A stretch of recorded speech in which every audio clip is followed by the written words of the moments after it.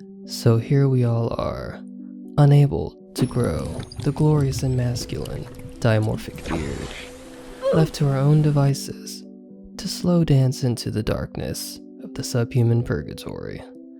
But wait, there is yet another option for the rest of us after all. And that's right, welcome to Level 1 of Looksmaxxing Pretty Boy Edition, and you can bet your bottom dollar that the utmost quality assurance and rigorous split testing have been performed to fortify the reliability of this guide. I've got it all figured out for you, so all you have to do is do as I say. So if you're ready, let's do this. Random useless fact: the skin is the largest organ on the human body, so it goes without saying, taking care of one of the largest surface areas of your body should be a priority on your Looksmaxxing journey. So let's start by taking a closer look at what skin type you have. Hopefully it's a thick one, because I'll be insulting you and myself throughout most of this video, but in the most loving way, of course. So have a look at this chart and find out what skin type you have. As the old adage goes, you cannot fix a problem that you don't know exists. Once you've confirmed your skin type, let's talk about what you came here for, the best products to use for each scenario. Now, I am by no way, shape, or form sponsored by this company, but as a starter brand and an all-around reliable and affordable product, I highly recommend the CeraVe product line. It's a company that's been around for a long time, that uses simple ingredients and is easily found in any major department store, and for good reason. Set at a good price point, a good dose of active ingredients in their products where you need it. You can't ask for more, honestly. So let me break it down for you, step by step, on how to get the dream skin you've been longing for. Step 1 of Level 1. It's time to wash the pizza grease off your chin, you lazy, disgusting fuck.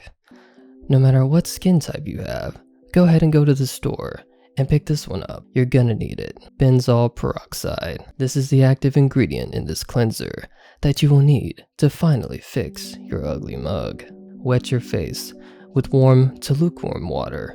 This will prep the skin and open up your pores to take on the ingredient. Take about a dime-sized amount and dot it around your face. Once evenly distributed, work it with a gentle, circular motion.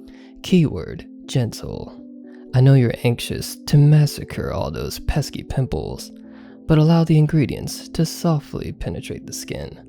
Pause, no homo. You don't need to leave this on your face for too long. After working it in, immediately rinse with cold water. Rinsing with cold water will help shrink back the pores on your face to help give it a more even appearance. You'll want to do this twice daily if you have combination or oily skin like me. But if you have normal to dry skin, then you'll only want to do this once a day, as the ingredients here can have a bit of a drying effect, which is rather pleasant for us greasy heads out here. Directly after, apply toner to remove the rest of the remaining gunk that may be left on your face. Simply take a cotton ball, dump some toner on it, and pat it throughout. Some of you will notice the difference right away, and for others, it may take a little time. But with a little faith and patience, you'll get your W in the acne war soon enough. Step 2. Apply acids and serums. While the idea of putting acid on your face sounds like a rather horrible thing to do, this is a part where all those other skincare videos tend to miss. But don't worry, these friendly acids are here to help with the little situation you got going on in your face. There are only 2 types of acids you will be concerning yourself with: hyaluronic and salicylic.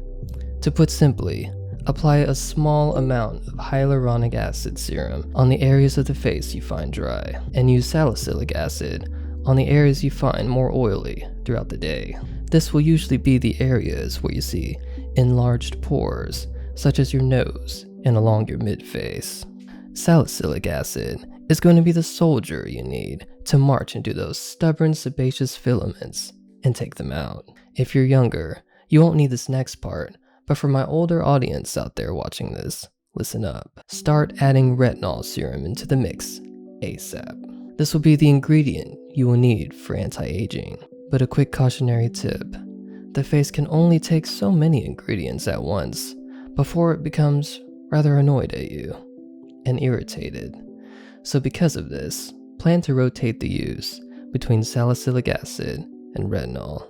For example, for your morning wash, use salicylic, then at night, use retinol. Very important note, for all acids and serums, use a very tiny amount. A little truly goes a long way here. And for all the normal skin types out there, you lucky bastards, I salute you. You can probably skip this step entirely. Okay, you've made it to the last step, which is step 3, to moisturize. No matter what skin type you have, for the love of God, don't skip this part. To recap, we've cleansed, we've toned, we've applied serums, now we must protect the skin. And this is where getting a moisturizer with SPF is going to be of the utmost importance. Before stepping foot out of the house and into the harmful rays of the sun, not that many of us are doing that a lot, but let's just hypothetically say that you are. You'll need this especially if you're using serums. In the AM, after cleansing, toning, and applying your acids, apply a moisturizer with SPF 30 or above, depending on the shade and frequency of exposure. In the PM, after following the same steps, apply a night cream. Try to find a night cream with an active ingredient called niacinamide. It doesn't matter which night cream you go with, any of them will do. And you can go pretty heavy on this one. Apply a generous amount before bed, and you're good to go. Some final words before this level is completed. If you find your face still isn't clearing up, then you may need to step up the ingredient on step 1. And instead of deploying benzoyl peroxide, replace it with something with a little more oomph, adapalene. There's a brand called Differin that makes a very decent one. And if after this, the painful reflection in the mirror still is the same, then it's time to see a dermatologist and get a prescription for something a little stronger. Personally, I've never had to go beyond this point, so I'm not familiar with the prescriptions you can obtain. But I honestly believe that unless you're an extremely rare case, the steps I've outlined here are more than enough to keep your face in check. That's going to be it for this level. Stay tuned for level 2. It's going to be a bombshell of a video that you won't want to miss out on. So if you will, subscribe to the channel, leave a like on your way out, comment down below for the algorithm, and remember, it's better to know than to not know. I'll see you next time.